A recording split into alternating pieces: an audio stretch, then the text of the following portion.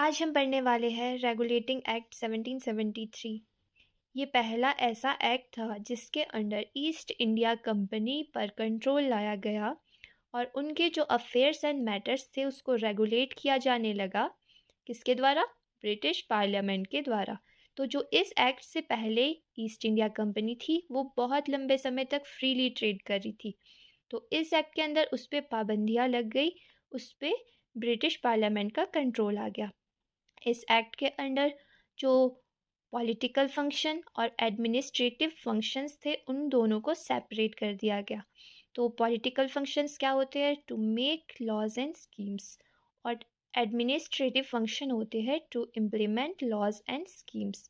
तो इस एक्ट के अंदर जो भी प्रोविज़न किए गए वो है, जो गवर्नर ऑफ बंगाल है उसको गवर्नर जनरल ऑफ बंगाल बना दिया गया, जो कि उस टाइम पे था वॉरेन हेस्टिंग, जो हमारा पहला गवर्नर जनरल ऑफ बंगाल बना। सेकंड क्या हुआ?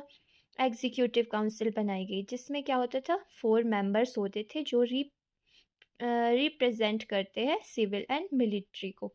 इसमें डिसीज़न कैसे लिया जाता था? इसमें जो डिसीज़न है वो मेजॉरिटी ऑफ वोट्स के द्वारा लिया जाता था। उसके बाद क्या हुआ? Supreme court at Calcutta.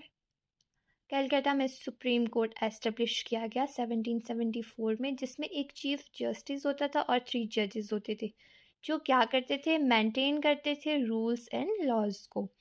तो उसके बाद क्या हुआ? जो गवर्नर जनरल ऑफ बंगाल था उसके पास क्या था? Centre of power.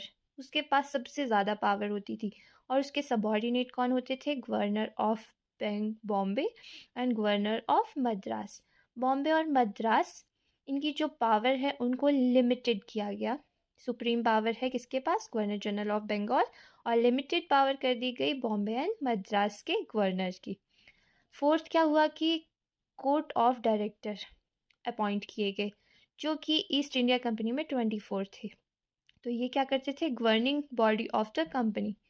ये पॉलिटिकल एंड इकोनॉमिक कंट्रोल को देखते थे और जो कंपनी में रेवेन्यू एंड एडमिनिस्ट्रेटिव रिपोर्ट्स थी उसको ब्रिटिश गवर्नमेंट को भेजते थे। इससे क्या हुआ कि जो कंपनी में जितने भी काम होने लगे उसमें ट्रांसपेरेंसी बढ़ गई, जिससे क्या हुआ कि जो प्राइवेट ट्रेड करती थी कंपनी उस पर पूरी तरह रोक लग गई। आई होप आपको समझ आ गया होगा। अगर समझ आ गया है तो कमेंट में यस टाइप करना ना भूले। Bye bye.